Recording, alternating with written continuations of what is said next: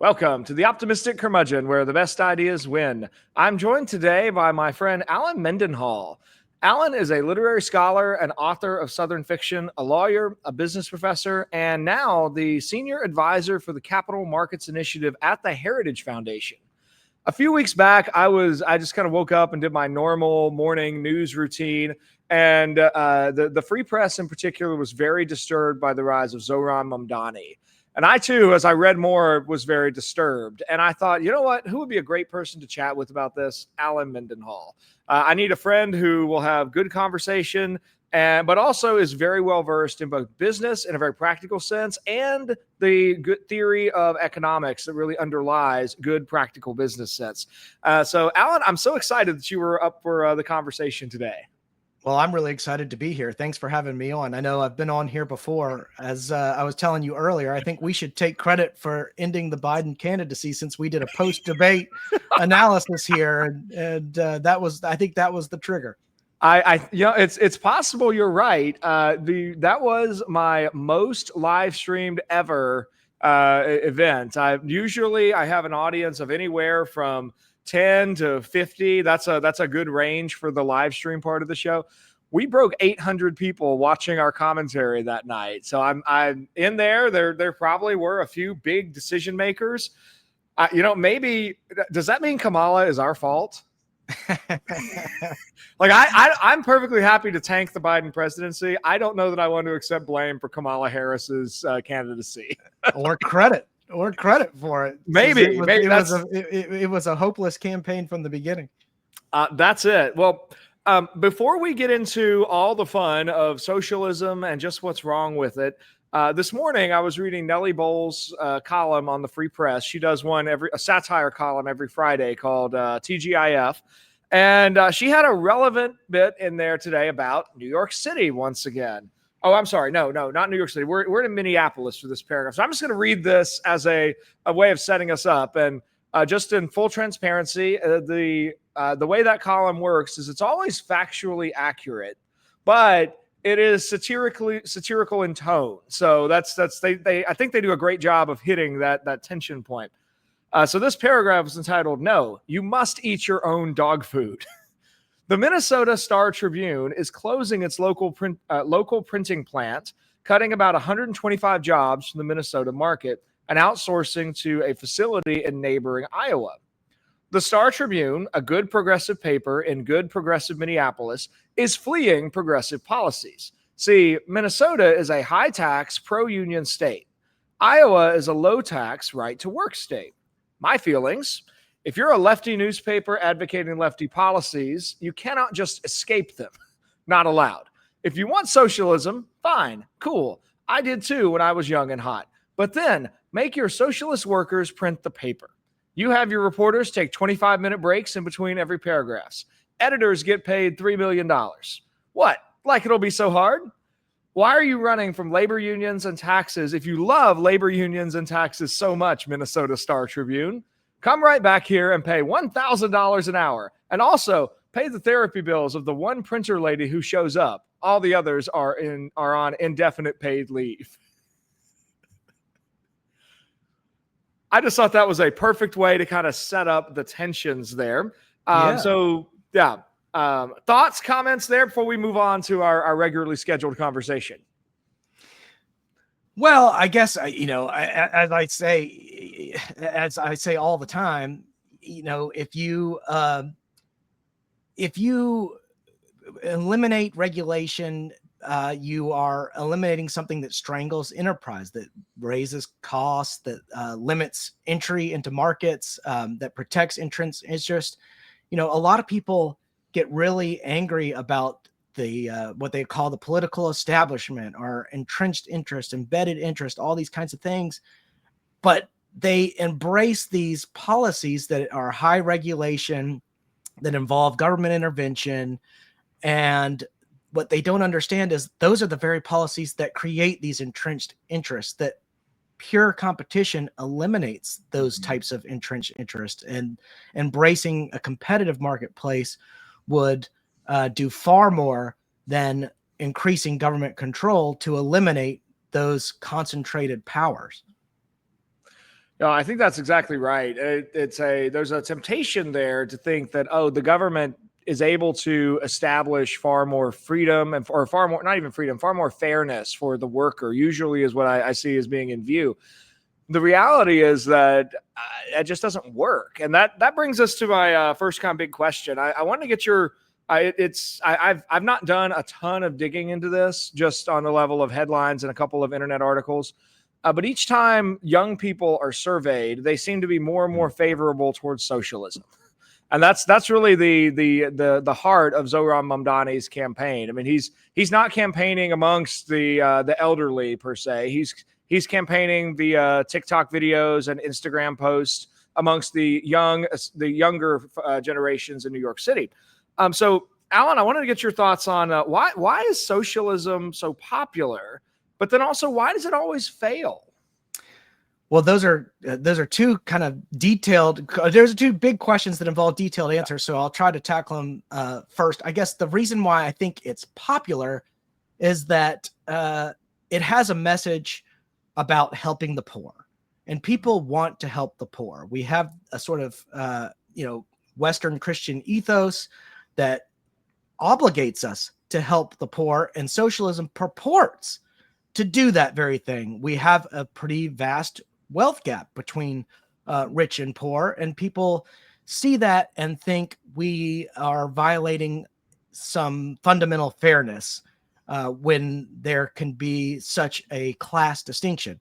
So any theory that comes along that purports to resolve that will seem attractive. Unfortunately, economics does not bear that out. Economics shows that this is, in fact, the socialist program is, in fact, more destructive. So now you're getting into the question about why socialism doesn't work, and that requires a little more thinking. So people always jump to like the first solution, like, oh, what's the easiest thing to do? Like the counter to, for example, here in Alabama, a few years ago, we had some issues of child abuse in daycares, and everyone said we're gonna do all this stuff to crack down on daycare, and everybody thought that would be the obvious first thing to do. Well, people don't think on down. If you look, learning economics helps you to think about the consequences that are on down the road. So what happened is we cracked down on all these regulations of daycare, and then in particular in poor communities and poor African American communities, we erected these barriers to entry. And now you had these single moms who, in these communities, there aren't other businesses in these communities. There aren't a lot of things to do for employment. So you had Black mothers that were staying home with kids and taking care of lots of kids, and now they have no jobs and they have no work because that the barriers to entry and the regulations have prevented those people from operating their own type of daycares. And the kids that were in a home with one of these mothers watching over them are now out on the streets, and they're starting to commit crimes and do this. So these are unintended consequences of regulation. That's just one example, but that's why socialism typically doesn't work. Is knowledge is dispersed throughout society. It's fragmented. Each of us has our own sort of individual motivations, and they differ from that of our neighbors down the street. They differ from the people that are in other communities that are farther away. They differ from people throughout the state, throughout the country. And that's why we have a price system, because the pricing system on a market gives us signals about the aggregate preferences of communities. And no one person or group of people, no central planner can know that information. That information is just available to us. That it arises by reflecting countless underlying realities in local communities. So there is a calculation problem. And if you have socialism, it tries to replace the pricing mechanism with centralized decision-making, and no centrally directed economy can be predicated on the actual aggregated knowledge of the community, which comes through natural pricing mechanisms, if that makes sense. I think it does, and I did a fellowship with the Mercatus Center at George Mason several years ago, the Don Lavoie Fellowship. And as part of that, I read a bunch of books that were really far beyond my ability to comprehend economics. But it was a bit of a stretch. I'm a humanities guy through and through. I'm not a true blue economics or economical thinker. But we spent a lot of time in that fellowship on the very thing you're describing, the knowledge problem, and the way and there's this great temptation, I think, especially given the effectiveness of scientific measurement and then the application of scientific measurement to industrial processes in the early to mid 18th century or 19th century. It seemed a logical extension to then say, well, we ought to be able to measure social economic interactions with the same level of precision, and we ought to be able to mechanically control for greater efficiency, and we ought to be able to get rid of some of these variations where you don't have, or maybe you don't have a Rockefeller, but you have everybody with a bit more prosperity. We ought to be able to do that, seemed to be the thought. The reality is that prices just don't work that way. Every time you try to kind of control that from central location, there's no way to gather together all the bits of data. I'm pretty sure the author is Leonard Reed wrote a modern adaptation of this in his essay, I Pencil. He talks about the just about 10,000 different pieces of data and operations that are all involved in creating a pencil that I can purchase a pack of 8 at the Dollar Tree for $1. I think it might be $2 now, given inflation. Yeah, but if you had to make it yourself, how could you do it? It would take you a year, more than that, to put together a pencil, to get all the little pieces together, and it would be impossible. Well, and that's not even thinking about the cost of the machinery involved and the skills that I need. I'm not very handy. So I really am starting over with I need to craft the wood in a certain way. I don't know how I would make an eraser, much less get the graphite, or go through some kind of trial and error process, learn, looks like this lead is poisoning me. I should change it to graphite. Yeah. My eraser would be licking my finger and smearing the paper. So yeah, the knowledge problem, I think, is really crucial to understanding why socialism doesn't work. But I think you did a phenomenal job articulating the appeal. That poverty relief appeal hits in at least 2 different ways, right? I mean, it hits those who have middle to higher levels of income. They want to be involved in care for the poor in some meaningful way. But it also hits the poor with you mean there's an easy way out? The rich people can do this. This thing I currently have to scrape up money for could be free. There's an obvious appeal in that sense. Yeah, that's true. And I want to say one more thing about the epistemic humility at the heart of sort of markets. And the reason I bring this up is when I was a doctoral student in English, I had a professor who was trying to kind of pick a fight. And I'm imperfectly recalling the accusation, but she said something to the effect of, people like you think you know everything. And she was accusing me of arrogance. And I said, well, actually, what I think about markets is predicated on epistemic humility. It's based on my awareness of my own ignorance, because I would never purport to know what other people think or believe and what motivates them to act and why they respond to incentives in certain ways. I just don't know.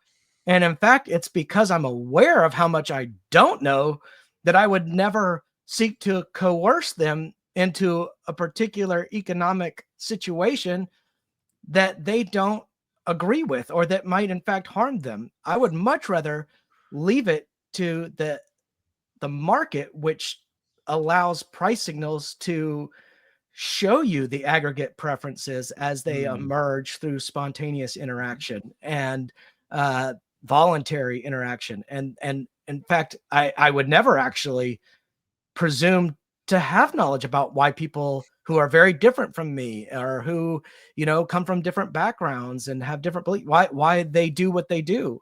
So it's not, in fact, arrogance. It's the exact opposite of that. But at any rate, you're Sorry, go ahead. Well, on that point, I mean, you dropped the word. I want to draw attention to it. That term self-interest, I think, is a really important one for this conversation. I mean, because it was Adam Smith's observation that individuals act in their own economic self-interest, but that economic self-interest is not always apparent to other people. There are plenty of folks who could be in my field, particularly. I run an education department, but I'm very concerned with like what's happening in the field of K-12 education. There are plenty of people who could make more money in some other field, and yet they find different levels of value in shaping the hearts and minds and loves and hatreds of children, and doing that in a community of people who are working about this task. Now, if I'm sitting up top, looking down from my skyscraper, assuming that I know everyone's self-interest, I think you've raised a really important point that actually is there's an epistemic arrogance in that, whereas the recognition that each individual knows his own self-interest and acts in his own self-interest and has to determine what that is, I think that's far more a position of humility. I think this part about self-interest is really key, because it's what gets caricatured as a negative all the time. Mm-hmm. But there is no possible way for any human being to act otherwise than in his or her own self-interest, because we cannot be somebody else. Wow. But as Adam Smith points out in Theory of Moral Sentiments, it's projection onto others that is why it's in our self-interest to help others. When we see somebody in pain or somebody suffering, we imagine what it's like to be in that person's shoes. This is what we call sympathy or empathy. And it's because we imagine ourselves suffering that we find it in our own self-interest to help other people. So it's in our self-interest to help other people. Why? Because we know what it feels like to hurt. We know what it feels like to suffer, and we don't want other people to feel like that. And therefore, we help other people. So self-interest isn't just this purely egotistic, I'm going to just ravenously acquire everything for my own individual wants. Actually, our own individual wants involve other people. It's in my self-interest to make sure my children have a better life than I do. It's in my own self-interest to make sure that my church reaches as many people as possible, and that it's sustainable, and that it has enough money to operate. It's in my self-interest to make sure that my employer hires capable employees, and that we do great things, and that we help other people in the community. That's in my self-interest. It's in my self-interest to make sure that the city I live in is flourishing and prosperous, and that we don't have homelessness, and that we don't have crime. This is all part of my self-interest. And what does it require? It requires that I do things for other people. So that's why it is a terrible caricature to just fixate on this term self-interest and treat it as if it's purely egoism and purely selfishness.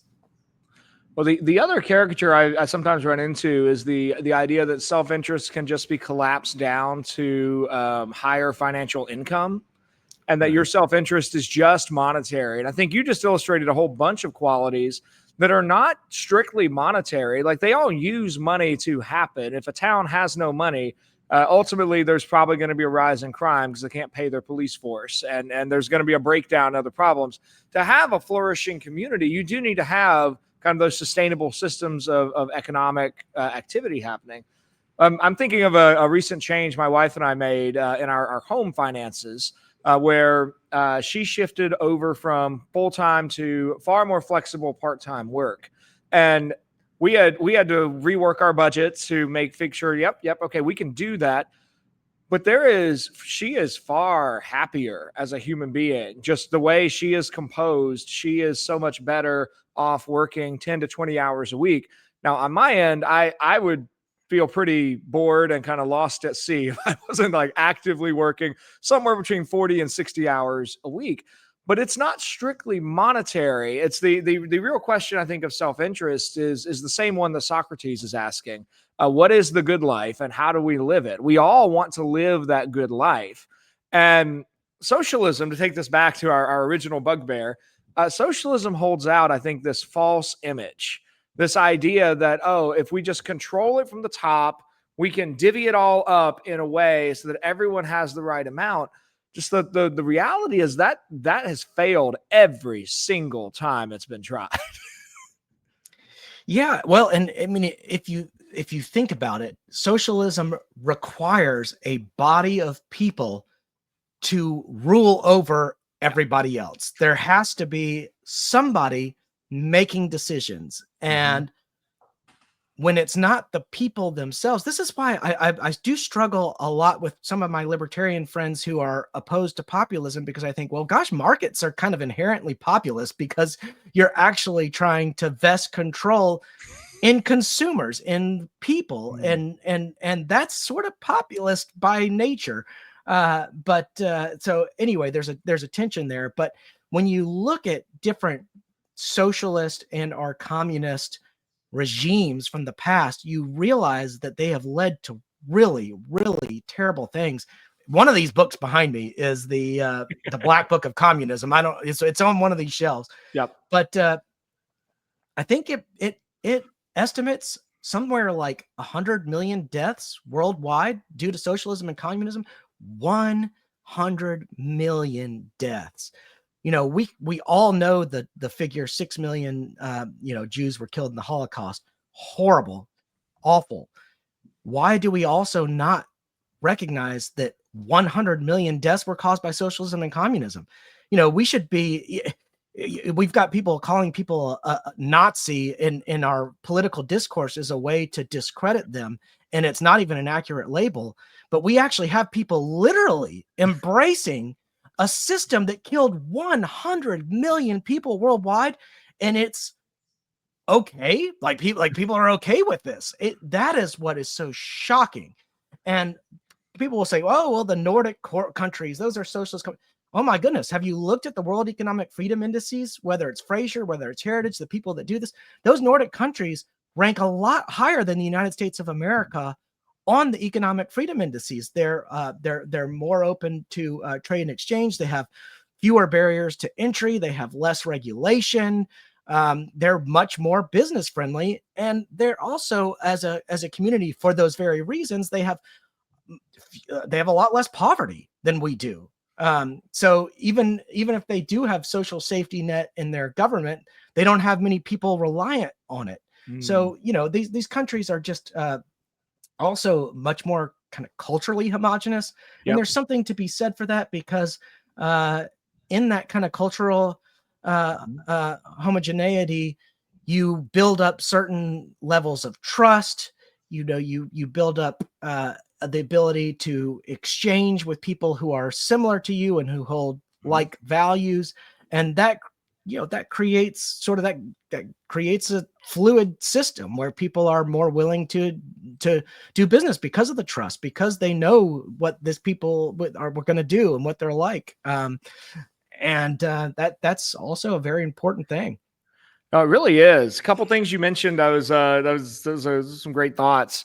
I think you're absolutely right about the way a socialistic approach centralizes power in a small group, and the difference between the appearance and the reality, I think, is really crucial here, because typically a socialist popularizer. I mean, I'm just going to keep referencing Mamdani as doing this, and the sense is like, this is a power to the people. This is helping the people. It's all about the people. But the reality is that there's going to be that small group that makes decisions. C.S. Lewis talks about this in his book, The Abolition of Man.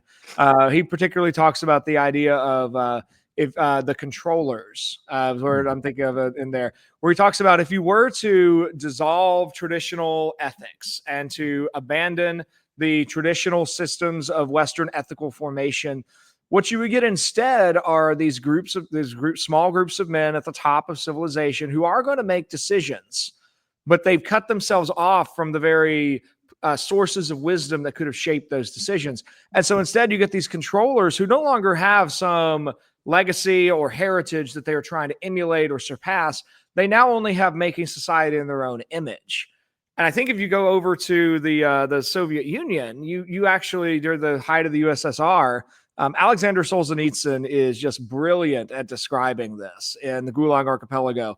But he shows this is exactly what the Communist Party in its control in the Soviet Union was trying to do. But then he also takes you into the heart of corruption in the midst of communism, because it's one thing, and this too is something I think socialists, communists, progressives, the political left, they sort of are, their parties are usually made up of terrible human beings with horrible records on like ethical actions in their personal lives. But in speech, they always presume that there will be perfectly rational, good people who are going to make these decisions. The reality is that you get at the top of this kind of system, you get deeply corrupt human beings. I'll just name drop the city of San Francisco, and we already mentioned Kamala Harris. I mean, Kamala Harris is one of these political machine appointees who is deeply corrupt in a provable way that plenty of people talked about during her candidacy. So I won't rehearse that. But I think socialism lends itself to this kind of centralizing power at the top, and then wielding that power within a party structure that is prone to corruption internally. So it's even in a utopian scenario that will never exist, if we could get the perfect blueprint of distributing economic wealth across New York City, that perfect distribution might last an hour before somebody needs a favor. And there's last thing I want to say on that, before I'll turn it back over to you. Several years ago, we never actually ended up using this, but I got on a debate strategy where I wanted to have my debaters be ready to explain that government is not always the answer. And we found another source of that same number that you were citing to the Black Book of Communism. R.J. Rummel, I think he's at UT Austin, or at least he was at the time. He published this fascinating book called Death by Government. And it is a study of all the ways that Western governments have killed their people across the 20th century.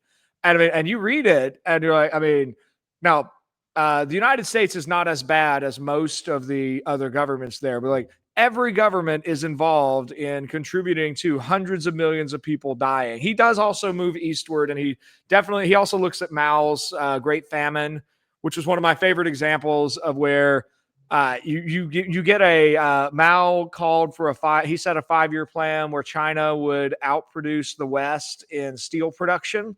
And to get there, it required all the men of a generation to leave the rice paddies and go work in steel production. But if no one is growing rice, eventually you have a famine. So there's literally 50 million Chinese men and women who died because of a governmentally man-made caused famine, which is just, it's mind-blowing to think that we actually have, I'll also name drop Bernie Sanders here because he affiliates with the Democratic Socialist of America, that we have folks in America kind of making this argument. And I don't want to, just a couple of days after Charlie Kirk's assassination, I don't want to at all say they don't have the right to say such things. It just boggles my mind that that anyone takes them seriously. It ought to be so obvious that this fails. Yeah, I think that's right. And you're right to point out the numbers. Under Mao, you've got 50, 60 million people dead from famine, from killing, from murder. The Soviet Union, you've got over 20 million dead from the gulags and famine and Stalin's purges. And you got Cambodia, Vietnam, North Korea, Eastern Europe. They got all these different places where you have a death count, you have human bodies, and it should be disturbing that people advocate for a system that results in those kinds of things. And again, you have politicians like Bernie Sanders who will point to the Nordic countries as an example. But like I said, go to these Fraser Institute, go to the Heritage World Economic Freedom Indices, and look at where those Nordic countries rank versus the United States. And you'll see they actually enjoy much more economic freedom than we do. And that technically, by those criteria, we're actually more socialist than Norway, Sweden, Denmark, all those places. So anyway, I would encourage people to go look one at other difference to those Nordic countries that it always comes to my mind when I hear that comparison is just the size. The United States is, I believe, the third largest country by land mass in the world. We are behind Russia and we are behind China in land mass. But we are by no means culturally homogenous. I agree with you. I think that actually makes a really big difference when we're thinking about building a high trust society where we actually could have governmental promises that are made and then kept. We have and our system of government is made up. Our federal government is supposed to be at the top of 50 primarily active state governments. Now we've mostly inverted that in the last 100 years, where we have a far more active federal government and state governments that are usually happy to let the federal government take on some of their responsibilities and fiscal costs and so on. Yeah, over 30% of Alabama's revenue comes from the federal government. So that shows you it, even in a red state, we're dependent on federal largesse, which is terrible. But you're right, the system of federalism would be great economically because you could do some experimentation on the state level that wouldn't affect the entire country if there are failures. And I think gradually, that's the type of innovation and experimentation that we want to see. We want to see progress develop out of decentralized bottom-up adaptation rather than top-down coercion or command. Which I think we're watching that sort of experiment happen sort of in real time with the examples of California and Florida as extremes on both ends, and with maybe New York and Illinois as less extreme blue examples, and Texas and maybe Tennessee as less extreme red state examples. But you've got blue states that are inclined towards socialistic policies. None of them are fully socialist in the sense of controlling the means of production or nationalizing a government per se, or nationalizing a company per se. But California is the worst state in the country for having nanny state policies. I was hanging out with parents of a friend of mine last week, and they were telling me about a property they are attempting to renovate and sell just outside Los Angeles. And it has been a 7-year struggle to get permits. Not to find contractors, not to have shoddy work redone, not to find buyers, just to get the permitting done so that the work can occur. I mean, and in contrast, and California has lost, I believe we're up to 5 congressional seats California has lost for the next year. And we're 5 consecutive years in a row now of more people leaving California than coming in.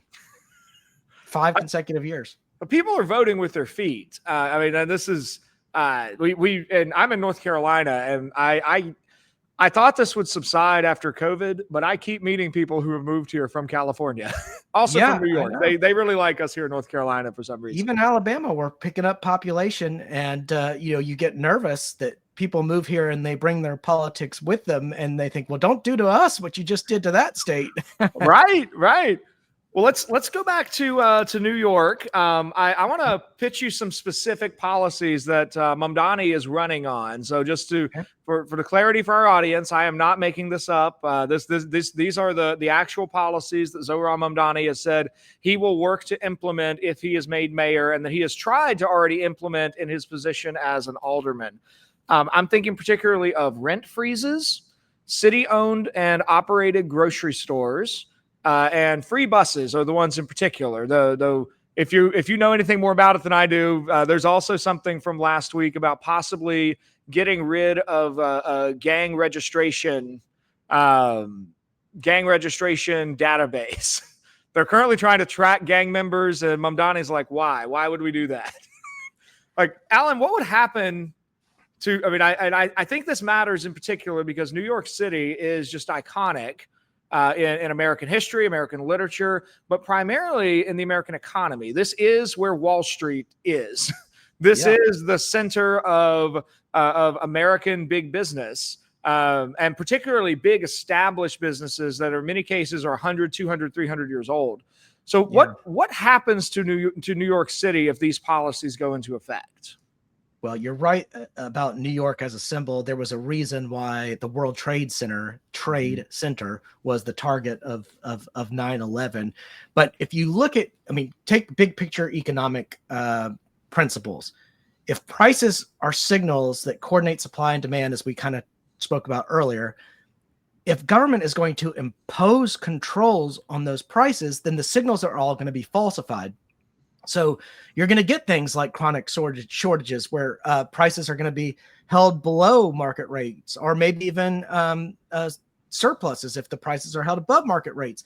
You're going to get black markets developing where you have people buying and selling things illegally against the price controls. And this is going to always benefit those political establishment people, the people that are part of that centralized control. They're going to be able to get things cheaper than what the ordinary people who lack political connections will be able to get them for. With rent freezes, if you keep rent, I mean, this is just basic stuff. If you keep rent at an artificially low rate, a landlord can't have enough money to keep up with the property, to maintain stuff, to do new construction, all these kinds of things. So what does that mean? It means you're not only you're going to get slums and like worse living conditions, but you're going to have a lower housing supply, a shrinking housing supply, and all the housing crisis that you were trying to solve is actually going to get a lot worse. And so that's one. It's counterproductive.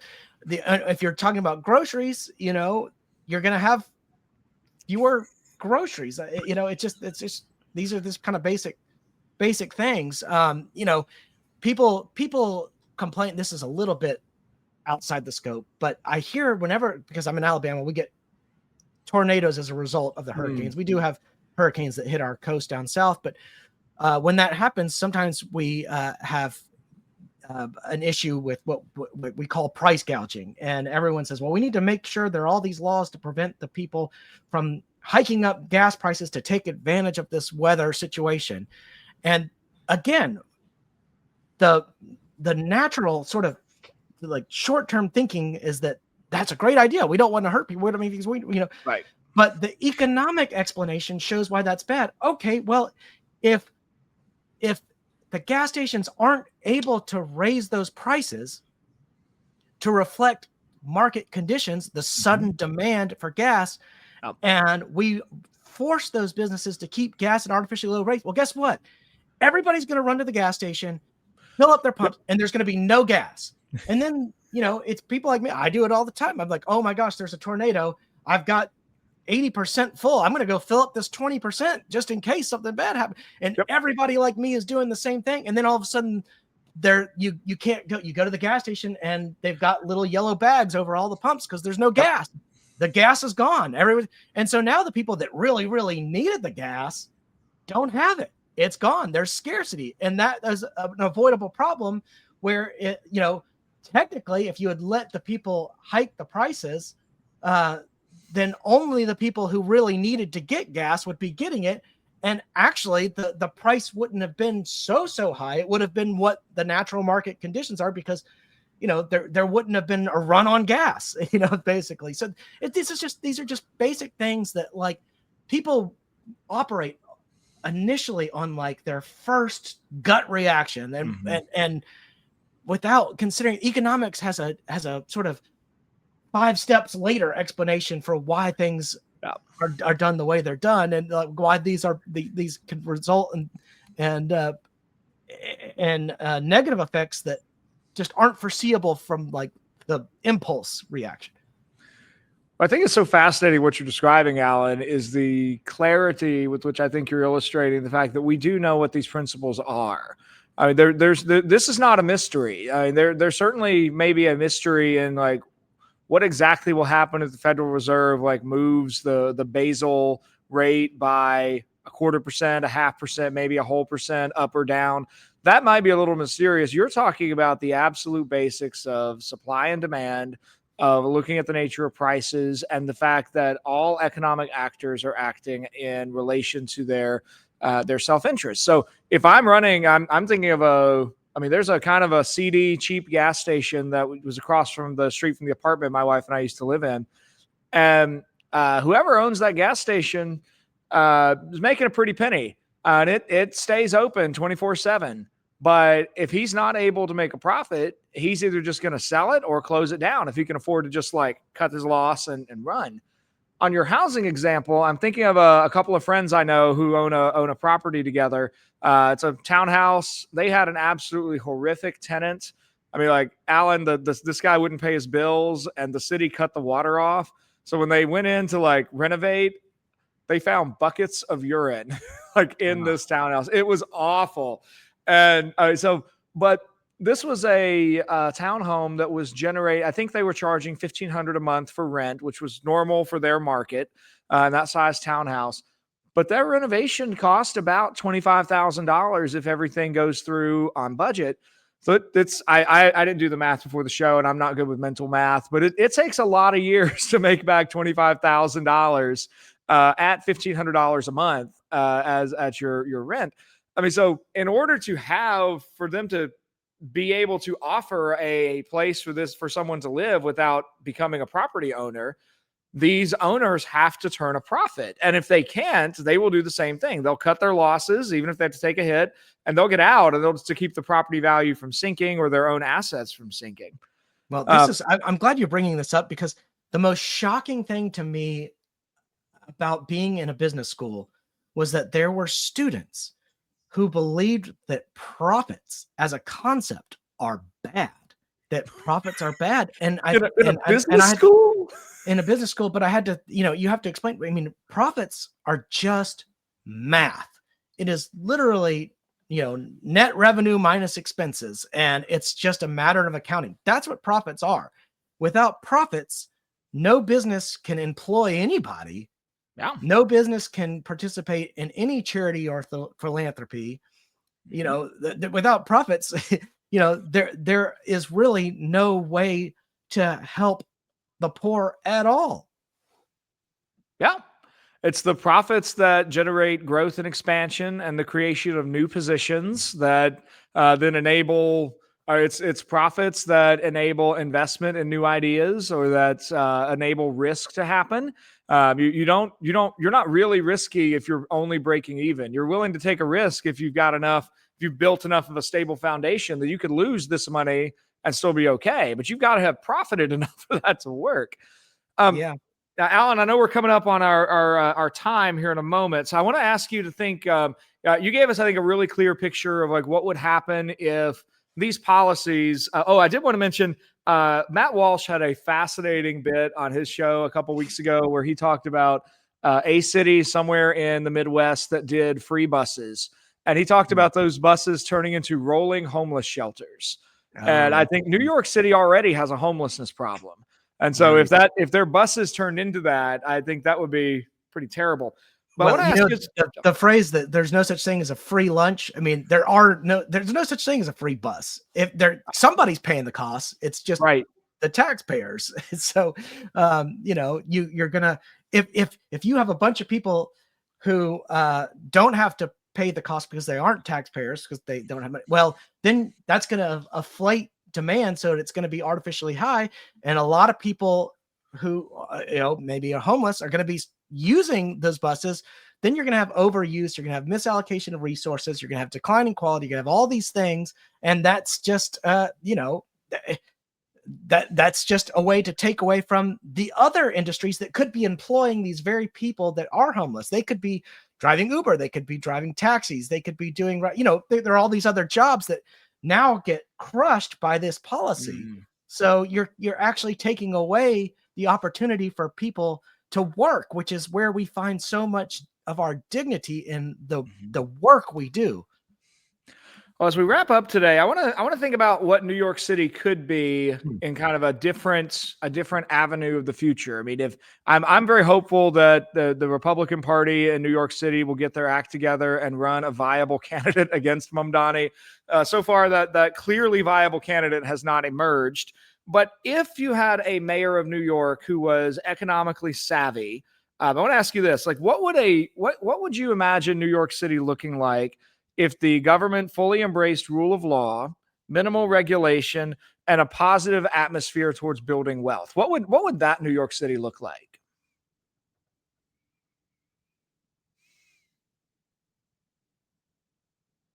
We talked about. Sorry, I froze there for a minute. Am I good? Yep, you're good. I was like, yeah, man, I didn't think it was that terrible of a question, but maybe it was. I froze. No, I froze there for a second. Yep, you're good. Yeah, no, I'm glad you brought that up, because when we were talking about the Nordic countries earlier, here's an area where we could mimic them. where they are far less socialist, so to speak, than we are, not in the sense of controlling the means of production, but just in the sense of regulation, which is they don't have so many barriers to entry when it comes to different areas to work. So without those regulations, you'll see a growth in entrepreneurship, new businesses, new startups, new innovations. What we tend to see here at both the state and federal level is entrenched entrance lobbying government to erect all these barriers to entry, all these anti-competitive measures, so that you don't have new entrants into the market, so that it's harder for there to be competition. And what does that mean? It means the controlling interest can hike prices to artificially high levels, and they don't have to compete. Well, competition is really about driving prices down so that you get more consumers and improving the quality of your product so you get more consumers. Well, if you don't have competition, then the quality goes down and the prices go up. It's a pretty simple thing, but you would have lower costs, I think, if you had less government intervention, a more deregulated New York. You could have improved finance and labor markets. They'd be freer. You'd have more workers and less state control. This is, again, just basic economics. And ironically, given Bernie Sanders' professed support for Nordic countries, these Nordic countries have figured a lot of these things out. I think the big thing, this is a big thing from a cultural level, is you get less corruption, less cronyism. The bigger government gets, the more you have this intertwined business and government corporatism. And that's what I think a lot of people that just jump to socialism as a kind of knee-jerk reaction don't understand. They don't like the big business. They don't like the big corporations. Well, guess what? The big business and the big corporation, they love bigger government. They love it. They want to prevent small businesses from competing with them. The bigger government is, the more they can observe regulatory compliance costs, the more they dominate the market, and they don't have to worry about these upstart crows, so to speak. So yeah, I think if people understood that, especially young people, they might start thinking differently. Oh, socialism leads to corruption, cronyism, etc. I think that's really helpful, and we won't go here today because we could do a whole different conversation about that comment you made about big business and big government. I think that's really interesting, in part because I've talked to friends who own small businesses that they've started, and when Trump's tariff laws went into effect, for example, they had, these particular friends had ordered a machining part that could only come from Shanghai, and it cost $100,000. While it was en route to the United States, the tariff went into effect, and suddenly it cost $200,000. Now, $100,000 for a small business is a massive, big deal in terms of cost. If Walmart has to absorb an extra $100,000 in costs, like they can kind of shrug that off. They're big enough. And so I think there's something really interesting about the way that the size of those of government and business kind of relates to each other, both of which are really opposed to small businesses getting started and actually being players in that space. But that's a conversation for another day. Allen, this has been absolutely delightful. I really appreciate you coming on the show. I do want, before we say farewell, I do want to mention we did not talk at all about Venezuela or Cuba. Those are perhaps the closest to the United States examples of socialist experiments. Cuba has been going on since the 1950s, I believe, and it's been awful. Venezuela is more recent, where they literally just kind of took a thriving oil and gold-based economy and have cratered it in a way that has sent thousands of refugees to other countries and has led to immense hardship under the rule of socialist dictator Maduro. So there's another close to home and close in time example. Any quick thoughts on those two before we? Well, I'll just say this. How much illegal immigration from the United States to Cuba is there? How much illegal immigration from the United States to Venezuela is there? It's not happening. It's in the reverse, and there's a reason. That's right. Allen, where can people find and follow your work online if they want to keep up with what you're doing? I guess the easiest place is my website, which is just www.allenmendenhall.com. And I spell my first name Allen. And of course, you could just go to Google, go to Amazon. It's out there. Excellent.